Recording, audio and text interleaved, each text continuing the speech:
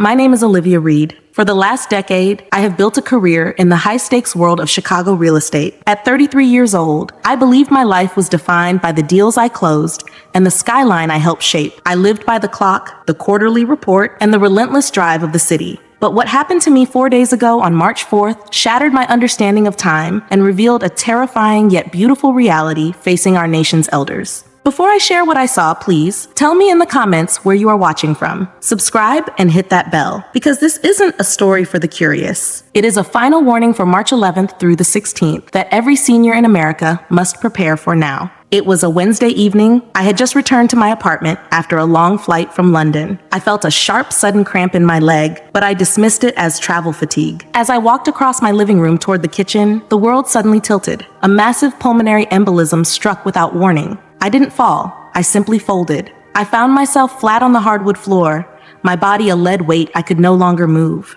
I was completely paralyzed, unable to even let out a whimper. The only part of my physical being that obeyed me was my eyelids. I could open and close them, watching the shadows of the Chicago sunset move across my ceiling. I felt my breath slowing, the oxygen failing to reach my blood, and the terrifying silence of a life ending in a room full of expensive things. As the physical world began to dim, the ceiling of my apartment seemed to stretch and dissolve into a vast, swirling ocean of light. I felt a sudden, violent release, as if a tight cord had been cut. I was no longer bound to the floor. I was rising, weightless and free. Looking down, I saw my own body, Olivia Reed, the woman who thought she owned the world, lying still and pale on the rug. But I felt no sadness for her. I felt only a pull toward a brightness that was more real than anything I had ever touched in Chicago. I moved through a tunnel of colors that have no names, hearing a harmony of voices that felt like they were welcoming me home. The air was thick with peace, a kind of rest that goes deeper than sleep. Then the light condensed into a figure. I found myself standing on what looked like a floor of polished glass, and walking toward me was a man who radiated a warmth that was both gentle and terrifying in its power. It was Jesus. He didn't look like the statues or the stained glass I'd seen as a child. He looked like the source of all life. His eyes were like deep, clear pools that held the history of every heart that ever beat. When he looked at me, I felt every secret of my life laid bare, yet I felt no shame. I only felt loved. I fell to my knees, the glass-like floor feeling like solid silk beneath me. I couldn't speak at first. I could only weep with a joy that felt like it would burst my spirit. I realized in that moment that all my business meetings and successes were like dust compared to the simple reality of his presence. He reached down and touched my shoulder, and the touch sent a wave of energy through me that felt like 1,000 suns. "Olivia," he said, and his voice wasn't just a sound. It was a feeling that resonated in my very marrow. It was like the sound of a great river and a soft whisper at the same time. "Do not be afraid. You have been brought here because there is a message that must be delivered to those who are standing at the threshold of my kingdom. The world looks at them and sees an ending, but I look at them and see my most powerful warriors. The elders of your land are being called to a final, great assignment." He turned, and the space around us transformed into a panoramic view of the United States. It looked like a living map, glowing with different intensities of light. "Watch closely," he instructed. "The days from March 11th to March 16th are a consecrated window. I am moving among the pillars of the threshold, the seniors who have walked with me through the storms of decades. They are the ones who will hold the line against the coming shadows." The vision focused on the morning of March 11th in Charlotte, North Carolina. I saw a man named Robert, 81 years old, sitting in a wooden chair on his front porch. The morning air was humid and smelled of pine. Robert had spent his life as a school janitor, and his hands were gnarled with arthritis. To his neighbors, he was just a quiet old man who waved as they drove to work. But as I watched, a pillar of liquid gold light descended from the sky and rested on his head. Robert, who usually struggled to stand, rose with a fluidity that was supernatural. His eyes, which had been clouded by age, became sharp and piercing. Jesus whispered to me, "Robert has prayed for this street for 40 years. On March 11th, I am making him a spiritual governor. Watch what happens when he walks." I saw Robert step off his porch and walk toward a neighbor's house. As he walked, I could see the spiritual atmosphere of the street changing. Dark, heavy clouds of anxiety and anger that hung over the houses began to evaporate wherever his shadow fell. He stopped in front of a house where a young couple was screaming at each other inside. Robert didn't say a word. He simply placed his hand on their fence. I saw a wave of peace flow from his hand, through the fence, and into the house. The screaming stopped instantly. The husband and wife walked out onto their porch, looking confused but strangely calm. They looked at Robert, and he simply nodded. "He is holding the peace of the city," G said. "Robert is no longer a retired worker. He is a pillar of my authority." Then the vision shifted to another part of the country on that same day, March 11th. I saw a small, cluttered house in rural Kentucky where a woman named Mary, 79, was kneeling by her bed. The room was cold, and she had a worn blanket wrapped around her shoulders. She was praying for her grandchildren who had lost their way in the cities. As she prayed, I saw her words taking physical shape in the spirit realm. They were like glowing arrows of light that shot out of her room and traveled across the miles. I saw one of these arrows strike a young man in a dark club in a distant city. He stopped mid-drink, a look of sudden conviction washing over his face. He put his glass down and walked out into the night, tears streaming down his face. "Mary's room is my command center," Jesus said. "She thinks she is forgotten, but she is directing the movements of my spirit across the states." Between March 11th and 16th, her prayers will have more power than the decrees of kings. The scene changed again, moving to March 12th in Phoenix, Arizona. I saw a bright, sterile hospital room where a woman named Margaret, 77, was lying in a bed surrounded by humming monitors and plastic tubes. The doctors had told her family that her heart was failing, that it was only a matter of time. Margaret's daughter was sitting in a chair by the window, her face buried in her hands, weeping. But Margaret wasn't looking at her daughter. She was looking at something in the corner of the room that no one else could see. I saw an angel standing there, tall and radiating a heat that made the hospital air shimmer. The angel reached out and touched Margaret's chest. Instead of a medical miracle that the doctors could explain, I saw something much deeper. Margaret's spirit began to glow with a light that pushed back the walls of the hospital. She sat up in bed, her face losing the gray tint of sickness and taking on a radiance that was terrifyingly beautiful. When the head surgeon, a man named Dr. Miller, walked in to check her vitals, Margaret looked him in the eye. I saw the doctor freeze. Margaret began to speak, but the words weren't about her health. She began to tell the doctor about a secret struggle he was having with his teenage son, things he had never told anyone. She told him that the Lord saw his pain and was offering him a way back. Dr. Miller dropped his clipboard, his knees hitting the hard tile floor. He began to sob as the presence of God filled that small room. "Margaret is my spiritual surgeon," Jesus explained to me. "During these 6 days, I am turning the beds of the dying into the pulpits of the living. Margaret will not just be healed. She will become a vessel of my truth that will shake the foundations of that entire medical center. The doctors will see that their instruments are limited, but my grace is not." The vision continued to unfold from March 12th, taking me to a quiet library in a small town in Michigan. I saw an elderly woman named Ruth, who had worked as a librarian for 50 years before retiring. She was sitting at a table, surrounded by stacks of old books. As she read her Bible, I saw the ink on the pages begin to glow and lift off the paper. The words began to swirl around her like a whirlwind of light. Ruth wasn't afraid. She was laughing with a sound that was like silver bells. She was being given the gift of discernment. I saw her look at a news report on a nearby computer screen about political unrest and rumors of war. As she looked, the lies behind the headlines were stripped away. She saw the spiritual forces moving the players on the world stage. She began to write in a notebook, but she wasn't writing her own thoughts. She was writing the strategies of heaven. "Ruth is my scribe," Jesus said. "The world thinks the information on the screens is the truth, but I am giving my elders the ability to see the spirit behind the words. They will know what is coming before it happens, and their warnings will save many from the traps of the enemy." I saw a man named William in Oregon, a retired mechanic who spent his days in a small garage. On March 12th, as he was cleaning his tools, the air in the garage became thick with the scent of lilies. William felt a surge of strength in his back that had been bent for years. He walked out into his driveway and saw a neighbor's car that had been broken for months. He didn't use a wrench. He simply laid his hand on the hood and prayed. I heard the engine roar to life with a sound that was perfect and clean. But it wasn't just the car. The neighbor, a man filled with bitterness and debt, came running out. When he touched the car, the bitterness vanished. He fell on his knees in the driveway, praising God. "William is my mechanic of the soul," Jesus whispered. "Everything he touches during this window will be restored, not just the machines, but the hearts of those who own them."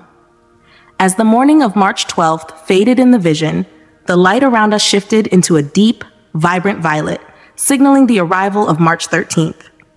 We were suddenly standing in the heart of Dallas, Texas. The heat of the city was rising from the pavement, but inside a small, humble community center, the air was cool and still. I saw 4 women, Linda, Patricia, Barbara, and Elizabeth, all of them in their late 70s and early 80s. They were sitting in a circle of plastic chairs, their hands joined, their eyes closed in deep concentration. To anyone walking by the window, they looked like 4 friends sharing a quiet moment. But through the eyes Jesus gave me, I saw a literal wall of fire erupt from the floor where they sat. This fire didn't burn the building. It was a wall of protection that reached toward the heavens. I watched as spiritual shadows, forces of greed and despair that were trying to settle over the city, hit this wall of fire and were instantly consumed. "Look at my pillars," Jesus said, his voice sounding like the hum of a powerful engine. "The world thinks these women are a burden because they no longer contribute to the economy of men. They do not see that these 4 are the only reason this city is not overwhelmed by the darkness. On March 13th, I am giving them the keys to the atmosphere. Whatever they bind on that afternoon will be bound in the heavens, and whatever they loose will flood the streets with my mercy." The vision expanded, and I saw a retired fisherman named Arthur in a small coastal village in Maine. He was 85, his skin like wrinkled leather from decades of salt and sun. He was standing on a pier, looking out at the Atlantic. The physical sea was calm, but Arthur was watching a different kind of tide. I saw him raise his hand, and as he did, the spiritual currents of the region began to shift. He was sensing a coming wave of spiritual sickness meant for the local children, and he began to speak to the wind. "Not here," he whispered. "The king has set the boundary." I saw the dark tide turn back at the edge of the harbor. "Arthur knows the movements of the deep," Jesus explained. "He has spent his life reading the signs of the weather. Now I have promoted him to read the signs of the Spirit. Between March 11th and 16th, men like Arthur will be the Coast Guard of the soul, stopping the entry of things that would shipwreck the faith of the next generation." In a high-rise apartment in my own city of Chicago, I saw a man named Samuel, 82, who had been a professor of history. He was surrounded by thousands of books, but he was holding a small, leather-bound prayer journal. On March 13th, Samuel began to pray for the leaders of the city, the mayors, the judges, the police chiefs. As he wrote their names, I saw golden cords of influence stretching from his apartment into the halls of power. I saw a judge who was about to make a corrupt decision suddenly stop, his hand trembling as a wave of holy fear washed over him. The judge didn't know why, but he suddenly couldn't go through with the bribe. "Samuel is my architect of justice," Jesus said. "He is not in the courtroom, but he is presiding over the hearts of those who are. During this window, the prayers of the aged will overrule the plans of the wicked." The light moved again, becoming a brilliant, piercing silver as March 14th began to unfold. We were in Seattle, Washington, at a veteran's home nestled among the evergreen trees. I saw James, a 90-year-old man who had served in multiple wars. His legs were thin and his hands shook. But as the clock struck noon on March 14th, a spiritual transformation took place. I saw James being clothed in a suit of armor that was not made of metal, but of pure, blinding light. He stood up from his wheelchair, his spirit towering over the building. He wasn't holding a weapon of war. He was holding a staff of intercession. Every time he spoke a name, I saw a dark cloud over a household in that city shatter like glass. I saw him praying for a young soldier at a nearby base who was contemplating taking his own life. The moment James whispered the boy's name, the spirit of suicide fled the room. The young man dropped his head and began to pray for the first time in years. "James is my watchman," Jesus declared, his eyes flashing with holy pride. The youth think they are the protectors because they have the muscle and the speed, but it is the breath of the age that keeps the enemy at bay. James is holding the line where the systems of men have failed. I then saw a vision of a nursing home in a sunny part of Florida on that same day. There was a group of 7 seniors who called themselves the Prayer Circle. They were all over the age of 90. I saw them sitting in the sunroom, their Bibles open on their laps. As they began to hum a hymn together, the spiritual fog that had been hanging over the local high school began to lift. I saw teenagers who had been trapped in cycles of drug use and depression suddenly look up as if a veil had been torn from their eyes. They began to feel a hunger for something real, something eternal. "These 7 are clearing the air," Jesus whispered. "During these 6 days, the prayers of the elderly will act as a filter for the minds of the youth. They will discern the lies that have been fed to the children and decree the truth, and I will back their words with the fire of heaven." In California, I saw a retired judge named Dorothy, 84, sitting in her study on March 14th. She was watching a news broadcast, but she wasn't seeing the images on the screen. She was seeing the spirits behind the faces of the news anchors. She saw the layers of deception and the hidden agendas meant to stir up fear in the nation. Dorothy began to point her finger at the screen, and I saw a bolt of white light strike the broadcast tower in the spirit realm. The news anchor suddenly lost his place, stumbling over his words, and for a split second, he spoke a truth he hadn't intended to reveal. "Dorothy is my witness of truth," Jesus said. "The world thinks the elderly are easily confused by modern life. They do not realize that I am giving my seasoned saints the ability to see through every mask. Between March 11th and 16th, the wisdom of the gray will be the terror of the liar." The vision took me deep into the Appalachian Mountains to a small wooden cabin where an old woman named Hattie, 89, was sitting by a wood-burning stove. She was completely blind in the physical world, but her spiritual eyes were wide open. I saw her listening, her head tilted to the side. She wasn't listening to the wind in the trees. She was hearing the music of the spheres, the sound of the heavenly host preparing for a great movement. Hattie began to sing a song in a language I didn't recognize, but the frequency of her voice caused the very ground beneath her cabin to vibrate. I saw this vibration travel through the mountains, through the valleys, and into the cities. It acted like a spiritual alarm clock, waking up sleeping pastors and lukewarm believers. "Hattie is my trumpeter," Jesus said. "She cannot see the world, but she sees me." Her song is the signal for the sleepers to awake. During this window, those who have been silent for years will find their voices, and the sound will be more potent than any sermon preached from a stage.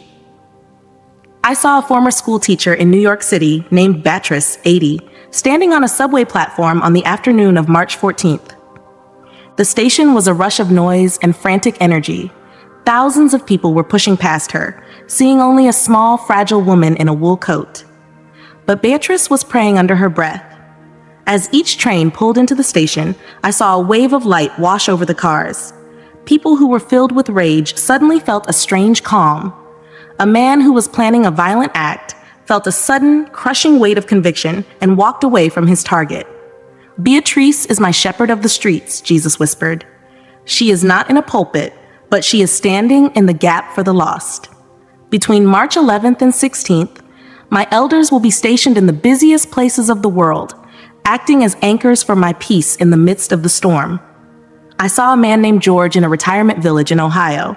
He was a retired farmer, 87, who felt his life was over because he could no longer work the land. But on March 14th, as he walked through the communal garden, he saw a vision of the harvest of souls that was coming to his state. He saw thousands of young people who were thirsty for the truth. George began to weep, and his tears hit the soil of the garden. I saw each tear become a seed of fire that began to spread across the map. George is my sower, Jesus said. He thinks his planting days are done, but he is now planting for eternity. Every prayer he offers during these 6 days will result in a soul brought into my kingdom. He is not obsolete. He is the most productive he has ever been. The intensity of the visions grew as we moved toward the end of March 14th. I saw thousands of grandmothers in their kitchens, thousands of grandfathers in their workshops, all being activated at once. They were like a hidden army that had been waiting for the signal. The world has tried to hide them away, Jesus said, his voice rising like thunder, but I am bringing them to the forefront. They are the ones who know how to handle the turbulence. They are the ones who have the patience to wait on me. Between March 11th and 16th, the power is shifting from the young and the restless to the old and the faithful. I saw a vision of a retired nurse named Clara, 83, in a quiet suburb of Atlanta. She was sitting with her great-grandson, a boy of 5 who was struggling with a chronic illness. As she laid her hand on his head on the evening of March 14th, I saw the illness, a dark, tangled knot in the boy's body, begin to unravel. It wasn't a medical treatment.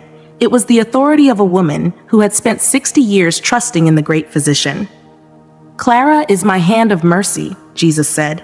She has spent her life caring for the bodies of men. Now I am using her to heal their spirits and their futures. The prayers of the matriarchs are the medicine the nation needs. As the light deepened into a rich royal gold, the morning of March 15th broke across the vision. We were standing in a sun-drenched home in Atlanta, Georgia. I saw a woman named Patricia, 78 years old, sitting in a large armchair. She was surrounded by her children and grandchildren, who had gathered for a Sunday meal. The room was filled with the sounds of modern life, the clinking of silverware, the hum of the air conditioner, and the constant pings of cell phones. Her sons were arguing about interest rates and the volatility of the markets, their faces etched with a stress that seemed to age them beyond their years. Her grandchildren were hunched over their screens, disconnected from the living breath in the room. Suddenly, Patricia stood up. She didn't use her cane. I saw a ripple of light move through her, as if a dormant fire had been fanned into a flame. She didn't shout, but her voice held a frequency that caused every electronic device in the room to go dark. The silence that followed was heavy and holy. She began to speak, recounting the faithfulness of God through every decade of her life. She spoke of the hard years when there was no food, of the prayers that moved mountains during the civil rights movement, and of the peace she found in the midst of her own widowhood. As she spoke, her grandchildren dropped their phones, their eyes wide with a sudden, unexplainable awe. They weren't looking at a frail grandmother. They were looking at a living bridge to the divine. I saw the spiritual inheritance of that family, which had been scattered and lost, begin to flow back into the room like a river. The heritage is being restored, Jesus said, his voice echoing the authority I saw in Patricia. From March 11th to the 16th, I am giving the matriarchs the scepter of authority to bring their households back into alignment. They are not just telling stories, they are decreeing the future of their bloodlines. The youth are starving for truth, and I have hidden the bread in the hearts of the elderly. The vision shifted to Detroit, Michigan, on that same afternoon of March 15th. I saw a man named Henry, a 79-year-old retired police officer. He lived in a neighborhood that the news called a war zone. Henry was sitting on his porch, watching a group of young men gather on the corner, their faces hidden by hoods, their hands tucked into pockets where weapons were hidden. Normally, Henry would feel a sense of helpless frustration, but on this day, he felt a surge of holy boldness. He walked down his steps and toward the group. I saw a wall of white light moving in front of him, a shield of divine presence. The young men, who were hardened by the streets and fueled by anger, suddenly felt a crushing weight of conviction. As Henry reached them, he didn't lecture them. He simply began to call out their names, not the names on their birth certificates, but the names God had for them. "You are a builder," he said to one. "You are a healer," he told another. I watched as these young men, who had never known a father's blessing, fell to their knees on the cracked pavement. The weapons they carried were dropped like trash. "Henry is my restorer of the streets," Jesus said. During these 6 days, I am sending my retired protectors to hold the line where the systems of men have failed. They carry an authority that cannot be bought or trained. It is forged in the fire of time and faith. I saw a vision of a quiet coastal town in Maine on the evening of March 15th. A woman named Nancy, 82, was walking through her greenhouse. She was a woman who had lost her husband and her only son, and she had spent years in a quiet, lonely peace. But as she touched the leaves of her plants, I saw a green light flow from her fingers. It wasn't just for the plants. She began to pray for the spiritual gardens of her town, for the schools and the churches that had grown cold. I saw her prayers falling like a gentle, soaking rain over the entire county. Wherever that rain fell, I saw the seeds of old revivals beginning to sprout again. Nancy is my gardener of the spirit, Jesus whispered. She thinks her life is small, but her intercession is breaking the drought of a generation. Between March 11th and 16th, the prayers of the lonely will become the lifeblood of the nation. In the heart of the Midwest, on a vast farm in Kansas, I saw a man named Thomas, 85, standing in the middle of a dormant wheat field. It was late on March 15th, and the stars were beginning to pierce the twilight. Thomas was looking toward the horizon. I saw him raise a shofar to his lips and blow a long, clear note. To the physical ear, it was just a sound in the wind, but in the spirit, it was a summons to the angels of the harvest. I saw thousands of heavenly beings descending onto the fields of the plains, taking their stations. Thomas is my herald, Jesus declared. He has spent his life working the earth. Now he is calling forth the fruit of the Spirit. My elders are the ones who know when the season is turning. They are the ones who will announce the great awakening. As the vision moved into the final day, March 16th, the spiritual atmosphere over the United States reached a fever pitch. The colors were so intense, they felt like they were burning into my soul. I saw a massive, glorious light descending upon the entire map of the country. This light didn't hit the skyscrapers or the stadiums. It hit the small houses, the nursing homes, and the retirement communities. It was the final sealing of this specific window. I saw a massive wall of intercession being built along the borders of the nation. It wasn't made of steel or stone, but of people. Thousands upon thousands of seniors were standing hand in hand in the spirit realm, stretching from the rugged coast of Washington to the tip of the Florida Keys. They were glowing with a white heat that made the darkness of the world look like a fading shadow. I saw a dark, oily cloud, representing economic collapse, civil unrest, and a spirit of confusion, attempting to roll in from across the oceans. It was a wave of darkness meant to swallow the hope of the American people. But when that dark cloud hit the wall of the seniors' prayers, it didn't just stop. It shattered like glass against a mountain. I saw grandmothers in rocking chairs in Kentucky whose quiet whispers were creating spiritual no-fly zones over their cities, preventing demonic influence from landing. I saw grandfathers in Oregon whose prayers were acting as shields over the local schools, protecting the children from deceptive spirits. The world views the elderly as a liability, Jesus said, his voice filling the entire span of the heavens like rolling thunder. They see them as a segment of the population that has passed its prime, a group to be cared for with compassion, but not with expectation. But I see them as my most seasoned pilots. They know how to handle the turbulence of life. They know how to navigate by the stars of my word when the ground lights of the world go out. Between March 11th and 16th, I am giving them the controls of the nation. They are the only ones who can hold the weight of the glory I am about to release.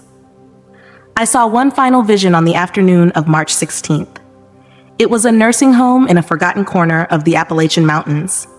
Inside, there was a wing for those with advanced dementia, people the world had written off as gone. But as the sun began to set, a pulse of pure white light swept through the corridor. I watched as the fog literally lifted from their minds. A woman named Martha, who hadn't recognized her own name in 5 years, suddenly stood up from her wheelchair. Her eyes were clear, piercing, and full of ancient wisdom. She walked to the window, and as she looked out at the mountains, she began to declare scriptures with an authority that shook the very foundations of the building. She wasn't just back, she was empowered. She walked from room to room, laying her hands on other residents. As she touched them, I saw the darkness of infirmity flee. They weren't just being healed for their own sake. They were being activated for a final mission. I am clearing the minds of my seasoned saints, Jesus said. During these 6 days, I am removing the veils so they can deliver the final warnings to their families. This is not a medical miracle. It is a spiritual activation for the sake of the harvest. The radiance surrounding Jesus began to pulse with a rhythmic intensity, matching the heartbeat of the world I saw laid out below us. He looked at me one last time, and I felt as though I was being filled with a message that my mind could barely contain. Olivia, tell them this is their final approach. The 6-day window from March 11th to the 16th is a tie of time I am claiming for myself. If they miss this window, they miss the greatest opportunity of their lives. But if they step into it, they will see the glory of God in their own homes, in their own bodies, and in their own families. They are the pillars of the threshold. Without them, the house cannot stand. I felt the presence of Jesus begin to pull me back. The visions faded into a blur of light and color. I felt the weight of my physical body returning. The coldness of the hospital floor, the sharp pressure of the paramedics' hands, and the sterile smell of the ICU. I heard a voice screaming from a great distance, "We've got a pulse! She's back! Olivia, stay with us!" I opened my eyes to the fluorescent lights and the sound of machines, but the fire of what I had seen was still burning in my chest. The 33 years I spent building my career in the city were just the beginning. I am no longer just a woman of business. I am a messenger of the King, and my message to you is simple: prepare for takeoff. The spiritual atmosphere is changing, and the elderly of America are the ones who will lead us through the clouds. Thank you sincerely for remaining with us all the way through this testimony. If you are still here, it means this message resonated with your heart, stirred something within your spirit. We invite you now to take a simple action that can create a powerful ripple effect. Write a comment sharing where you are watching from so we can lift your nation up in prayer. If you haven't yet, subscribe to the channel and activate the notification bell so you never miss the life-changing messages and revelations we release each day. Above all, please share this video with at least 3 people you care about: friends, relatives, and brothers and sisters in faith, because a single share can awaken a soul, restore hope, and guide a heart back toward God. May God's grace surround you, and may He continually guide your steps in truth. Always.